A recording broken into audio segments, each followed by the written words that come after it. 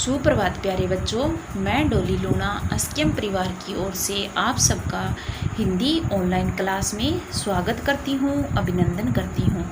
तो बच्चों, आज हम कक्षा 3 विषय हिंदी, इसमें हम व्याकरण का भाग करने वाले हैं। तो पिछली क्लास में हमने पाठ संख्या 1 में हमारा जो वर्ण वाला टॉपिक था वो हमने किया था, जिसमें हमने वर्णमाला के बारे में चर्चा की थी। तो वर्णमाला में हमने क्या सीखा था पिछली क्लास में? स्वर किसे कहते हैं, व्यंजन किसे कहते हैं, हिंदी में स्वर कितने होते हैं, व्यंजन कितने होते हैं, और उसके बाद हमने संयुक्त व्यंजनों पे चर्चा की थी। आज की क्लास में हम अनुस्वार और अनुनासिक के बारे में चर्चा करने वाले हैं। तो बच्चों, अनुस्वार और अनुनासिक के बारे में हमेशा कन्फ्यूजन रहता है कि अनुस्वार कौन सा होता है और अनुनासिक कौन सा होता है। तो आज हम इसी पे चर्चा करने वाले हैं कि अनुस्वार का प्रयोग कब किया जाता है और अनुनासिक का प्रयोग कब किया जाता है। तो अनुस्वार और अनुनासिक के बारे में हम चर्चा करेंगे। तो जैसे पहले हम बात करें वर्णमाला की, जैसे कि हम व्यंजन लिखते हैं ना, क ख ग घ ड़ च छ ज झ ण, तो ये हमारे क्या है? व्यंजन है ना। इनकी संख्या कितनी होती है? 33 होती है। तो ये जो हमने लिखे हैं क च, क वाली लाइन और च वाली लाइन, तय वाली और पै, मैंने एक सूत्र बताया था ना, कचट तप, तो ये हमारे क्या है? व्यंजन है।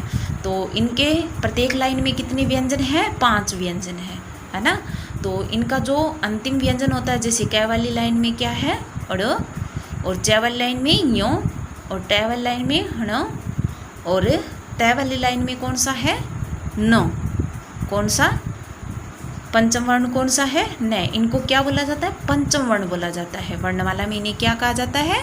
पंचम वर्ण। क वाली लाइन में कौन सा है? अड़ या अड़ा खाली, अपने कहते हैं ना कि अड़ा खाली, इसे अड़ा खाली क्यों कहा जाता है? ये खाली क्यों होता है?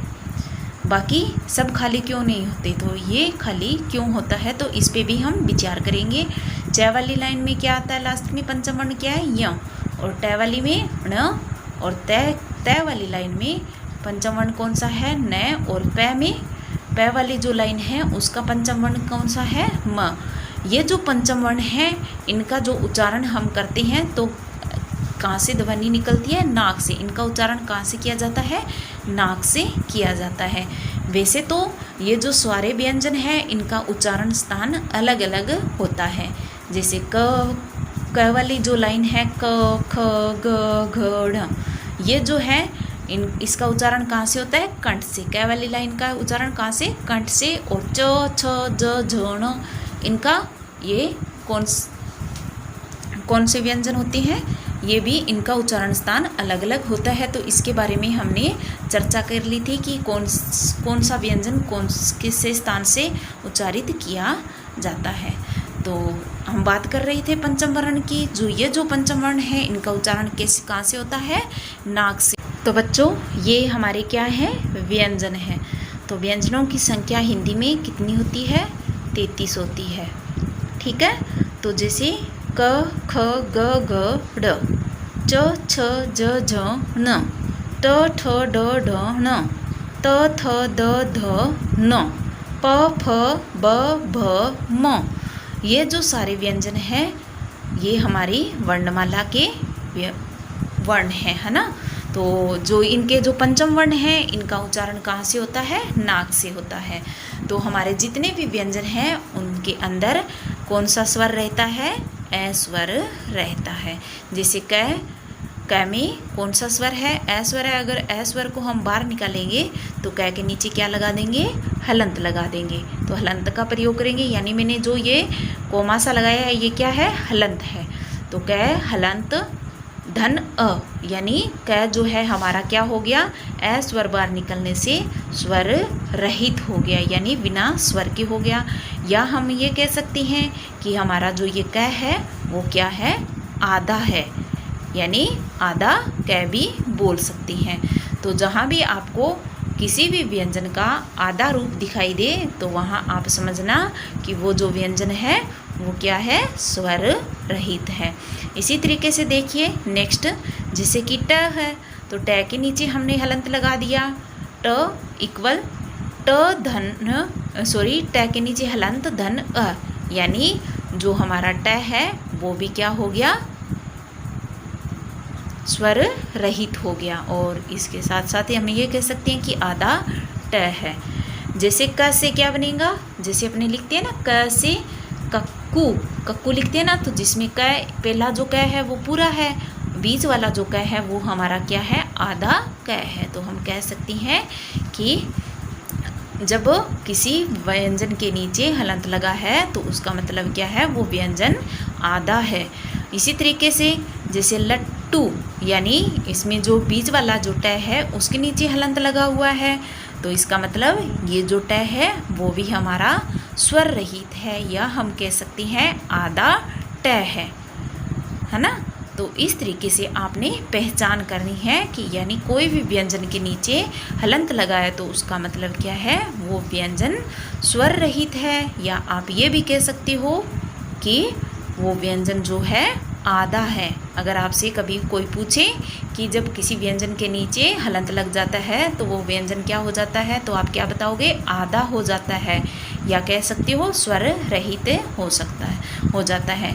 अब हम पंचम वर्ण की बात करें, जैसे क वाली लाइन में अड़ खाली, अड़ खाली के नीचे हलंत लग गया, य के नीचे हलंत लग गया, ण के नीचे हलंत लग गया और न के नीचे हलंत लग गया, तो इसका मतलब ये जो, और मैं के नीचे हलंत लग गया, तो इसका मतलब ये जो पंचम वर्ण है ये हमारे क्या हो गए, स्वर रहित हो गए, यानी स्वर के बिना हो गए, इनसे स्वर बाहर निकल गया। यानी ये जो पंचम वर्ण है ये किस रूप में हो गए, आधे व्यंजन के रूप में हो गए। जैसे क हमारा आधे रूप व्यंजन के रूप में है ना, उसी तरीके से ये पंचम वर्ण भी हमारे क्या हो जाएंगे, आधे रूप में हो जाएंगे जब इनके नीचे हलंत लग जाएंगे। कौन कौन से हैं पंचम वर्ण, अड़ खाली, य, अण, न और म, ये हमारे 5 पंचम वर्ण हैं। तो ये जो 5 पंचम वर्ण हैं इनका जब हम आधे रूप का प्रयोग करते हैं तो उन्हें क्या कहते हैं, अनुस्वार कहते हैं। क्या कहते हैं, अनुस्वार। जहाँ भी इन पंचम वर्ण का प्रयोग हो वहाँ अनुस्वार का प्रयोग होता है। अनुस्वार का मतलब क्या होता है, यानी उसका चिन्ह क्या होता है अनुस्वार का, यानी बिंदु। तो अपने कह देते हैं ना कि ये अंग की मात्रा है, अंग की मात्रा नहीं होती, ये क्या होता है, अनुस्वार होता है। बिंदु जो लगता है, जो चिन्ह लगता है, जो चिन्ह है वो बिंदु का, वो क्या है, हमारा अनुस्वार होता है। तो कई बार अपने बोल देते हैं ना कि ये बिंदु जो लगा हुआ है इसका मतलब है कि आधा न है, आधा न नहीं होता। अलग अलग व्यंजन, अलग अलग शब्द में अलग अलग इन पंचम वर्णों का प्रयोग किया जाता है। तो आज हम इसी पे चर्चा करने वाले हैं कि अलग अलग व्यंजन में किस तरीके से कौन से स्थान, कौन से व्यंजन में कौन सा अनुस्वार आता है, और उस अनुस्वार का मतलब क्या है, यानी कौन सा व्यंजन निकल रहा है उस अनुस्वार से। तो इस पे ही हम बात करने वाले हैं। तो आपको ये पंचम वर्ण, जो 5 जो वर्ण हैं इनको आपने याद रखना है। पंचम वर्ण कौन कौन सी है, क वाली लाइन का जो अंतिम वर्ण है कौन सा, अड़, यानी ण, अड़ खाली, और नेक्स्ट च वाली लाइन में य, ण, न और म, ये हमारे क्या है, पंचम वर्ण है। तो अब हम अनुस्वार की बात करें तो अनुस्वार में जैसे कि सबसे पहले क वाली लाइन का जो अड़ खाली, जिसे अपने बोलते हैं ना अड़ खाली, इया खाली, जिसे इया खाली बोला जाता है, उसकी बात करें कि इसका प्रयोग कहाँ होता है। तो आपको जहाँ भी क, ख, ग, घ ये 4 व्यंजन दिखाई दे जाए तो वहाँ आपको क्या लगाना है, ये जो अड़ खाली है इसका प्रयोग करना है, यानी अनुस्वार के रूप में इसका प्रयोग करना है। जैसे कि मान लीजिए हमारे पास शब्द है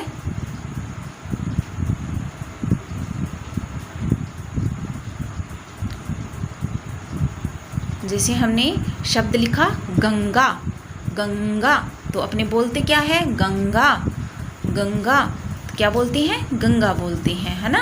तो गंगा के ऊपर, यानी जब हम गंगा शब्द इस तरीके से लिखते हैं, क्या नहीं लिखते ना, ऐसे हमें अटपटा सा लग रहा है ना, लेकिन जब हम इसको लिखते हैं तो हम ग के ऊपर क्या लगा देते हैं, बिंदी का प्रयोग करते हैं, यानी अनुस्वार का प्रयोग करते हैं। तो जिस भी व्यंजन के अंदर इन यानी जो हमारा क वाली जो लाइन है, इनमें से कोई भी व्यंजन आ जाए तो वहाँ हम क्या है, किसका प्रयोग करेंगे, अड़े खाली का प्रयोग करेंगे। तो हम बोल भी ऐसे रहे ना, जैसे बोल के देखिए आप, गंगा, क्या बोल रहे हैं गंगा, अंगा, यानी ये जो क ख ग घ अंगा, इसे क्या बोला जाता है, अंगा बोला जाता है।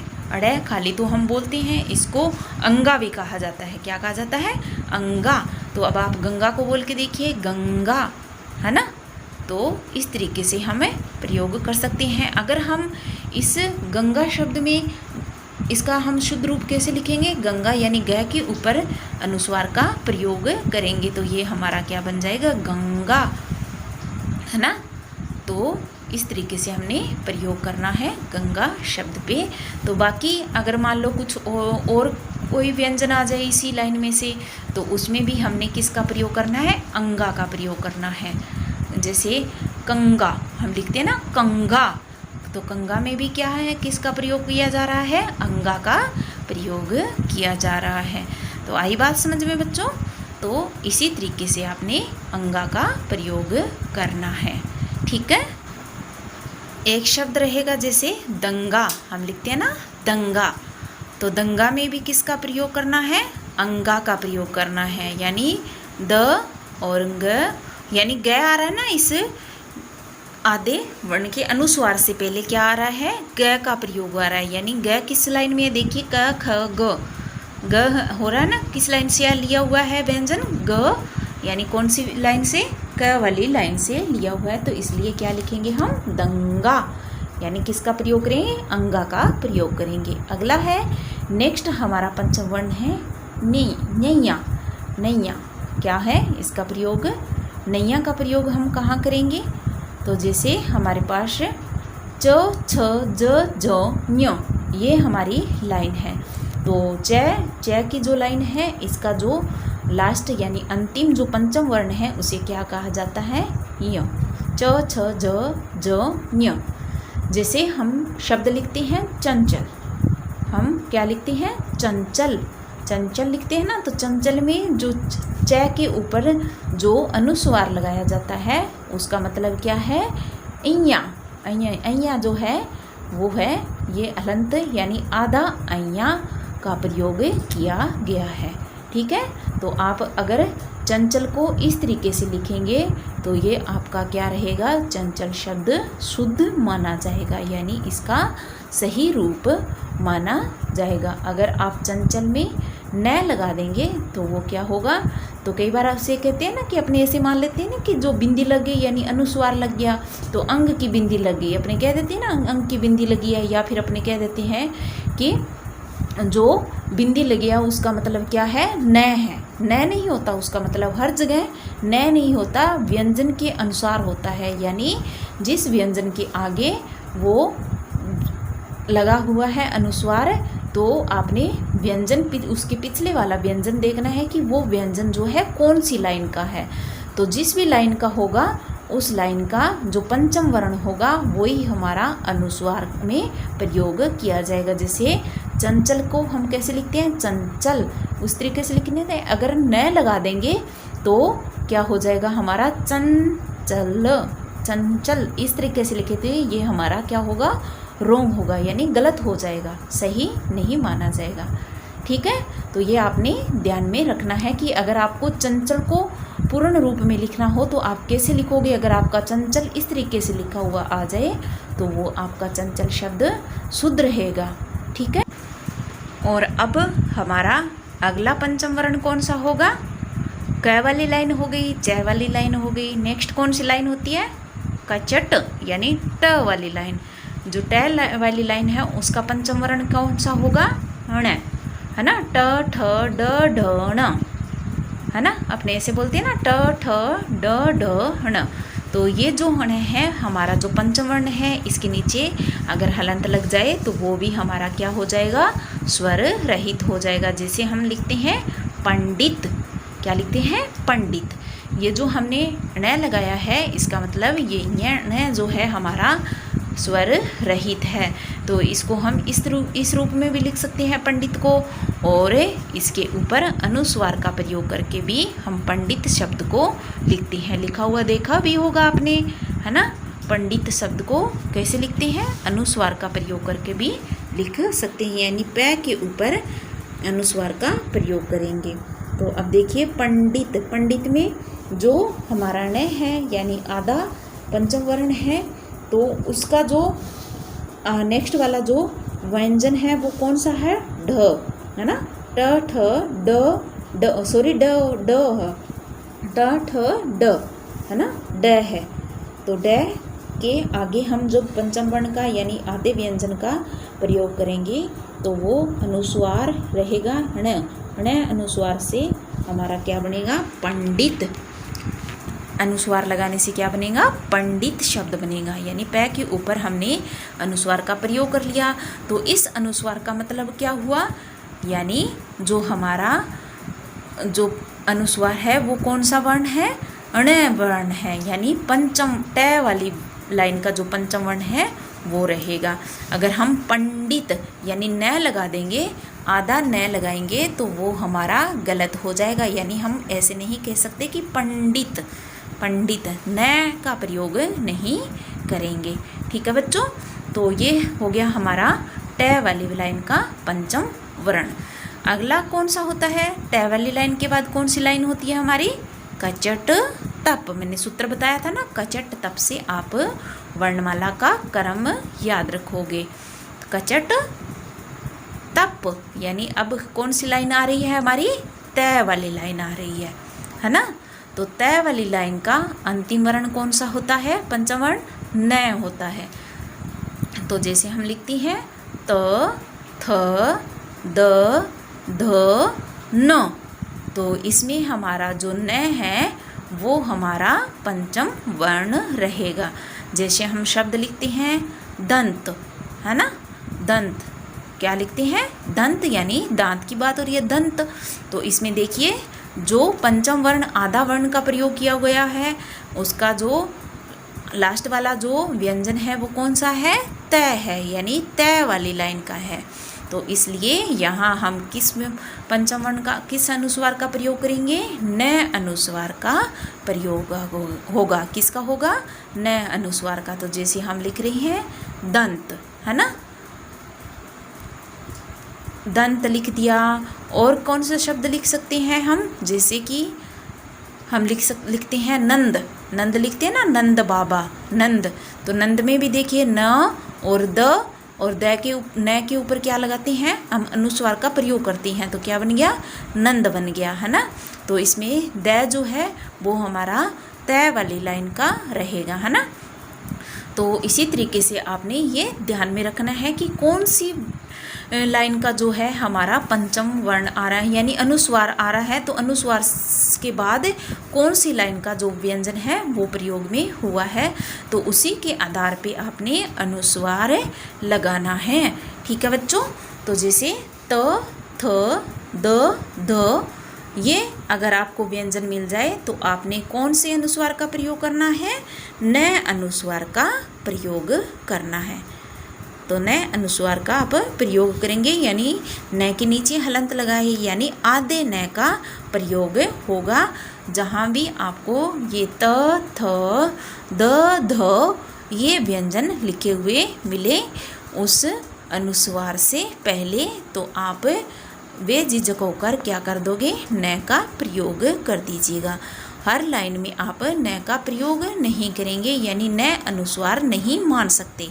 आपको व्यंजन का ध्यान में रखकर अनुस्वार का प्रयोग करना है। ठीक है बच्चों, तो ये हो गया हमारा न अनुस्वार, जहाँ हम न का प्रयोग करते हैं, यानी जैसे हमने लिखा दंत। नेक्स्ट अगला कौन सा होगा हमारा, कौन सी लाइन होती है, कचट तप।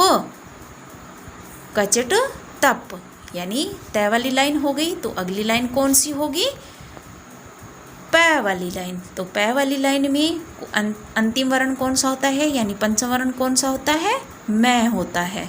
जैसे प फ ब भ प फ ब भ म, है ना। तो मैं का प्रयोग करते हैं। जैसे हम लिखते हैं चंपक, क्या लिखते हैं? चंपक। कई बार आपने लिखा हुआ देखा होगा, च के ऊपर बिंदी लगी होती है और प और क लिखा हुआ आता है, चंपक। तो हम इसे कैसे क्या बोलते हैं? चंपक बोलते हैं ना। तो अनुस्वार लगा है, यानी च के ऊपर बिंदी लगी है, तो इसका मतलब क्या है? अनुस्वार है। तो उस बिंदी को हम न नहीं मान सकते, क्योंकि ये जो हमारा चंपक शब्द है, इसमें अनुस्वार किसके ऊपर लगा हुआ है? च के ऊपर लगा हुआ है।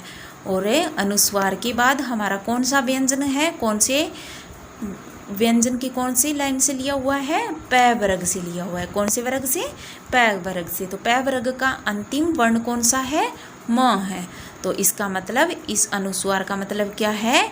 हमारा ये अनुस्वार कौन सा व्यंजन है? म है। कौन सा है? म है, यानी स्वर रहित म का प्रयोग करना है। तो हम क्या लिखेंगे? चंपक, है ना। तो इस तरीके से आपने ध्यान में रखना है। आगे ही हो गया आपको बात अच्छे से समझ में कि कौन से व्यंजन में कौन से अनुस्वार का प्रयोग, अनुस्वार का जब हम प्रयोग करते हैं तो कौन सी लाइन का कौन सा व्यंजन आएगा, यानी कौन सा अंतिम वर्ण यानी पंचम वर्ण का प्रयोग होगा। तो अब आप अच्छे से पहचान जाओगे कि अगर ट वाली लाइन है तो उसका जो पंचम वर्ण है वो आप लिख दोगे, यानी अब आप इसका शुद्ध रूप का प्रयोग कर सकते हो आसानी से। आपको अच्छे से समझ में आ गया होगा। तो ये था हमारा अनुस्वार। अगला हमारा टॉपिक था अनुनासिक। तो हमारे दिमाग में हमेशा इसी के बीच में अंतर के समझ नहीं होती कि अनुस्वार कौन सा होता है और अनुनासिक कौन सा होता है। तो अनुस्वार के बारे में हमने चर्चा कर ली। अब हम अनुनासिक पे बात करने वाले हैं कि अनुनासिक का हम कैसे पता लगाएं, अनुनासिक कौन सा होता है। तो अनुनासिक कहते किसे हैं? जो चंद्र बिंदु का हम प्रयोग करते हैं उसे क्या कहा जाता है? अनुनासिक कहा जाता है। क्या होता है वो? हमारा अनुनासिक होता है। ठीक है बच्चों। तो अनुनासिक का प्रयोग कहाँ करेंगे, तो ये हम सीखने वाले हैं आज की क्लास में। तो अनुनासिक का मतलब क्या होता है? नाक और मुंह, यानी जिन व्यंजनों को हम नाक और मुंह की सहायता से बोलते हैं वो क्या कहलाते हैं? अनुनासिक कहलाते हैं। इसका चिन्ह क्या होता है? चंद्र बिंदु, यानी जो चंद्र बिंदु का हम प्रयोग करते हैं वो क्या कहलाता है? अनुनासिक। यानी जिन व्यंजनों के ऊपर चंद्र बिंदु का प्रयोग किया जाता है वो हमारे अनुनासिक शब्द होते हैं। जैसे चांद, आँख, कुआ, मूंछ। तो ये हमारे अनुनासिक शब्द हैं। यानी हम इनका प्रयोग कहाँ करेंगे? जैसे हमने शब्द लिखा चांद, आँख, कुआं, मूंछ, यानी जिन व्यंजनों को बोलते हुए, जिन शब्दों को बोलते हुए हमारे जो मुख से और नाक से ध्वनि निकले वो हमारे अनुनासिक व्यंजन होते हैं। वहाँ अनुनासिक का प्रयोग किया जाता है। तो इसका प्रयोग, इसका चिन्ह क्या होता है? चंद्र बिंदु। इसे क्या बोला जाता है? चंद्र बिंदु भी हम कह सकते हैं। ठीक है बच्चों, आई बात समझ में। तो जैसे कि हमने लिखा चांद, आँख, कुआं, मूंछ, पाँच। तो ये जो शब्द लिखते हैं ऊंट, तो ये सारे जो शब्द हैं वो किसके हैं? अनुनासिक के हैं। यहाँ किसका प्रयोग किया जाता है? अनुनासिक का प्रयोग किया जाता है। यानी जब हम इनको उच्चारित करते हैं यानी बोलते हैं तो ध्वनि कहाँ से निकलती है? हमारी नाक और मुंह से निकलकर ध्वनि बाहर आती है। तो इनका प्रयोग यहाँ किया जाता है। किसका? अनुनासिक का।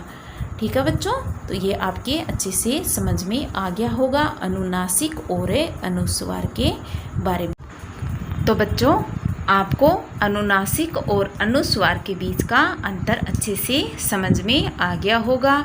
अब आपके लिए एक गृह कार्य है। आपने गृह कार्य में क्या करना है? सही मात्रा का प्रयोग करके शब्दों को सही करो। तो आपने सही मात्रा का प्रयोग करना है।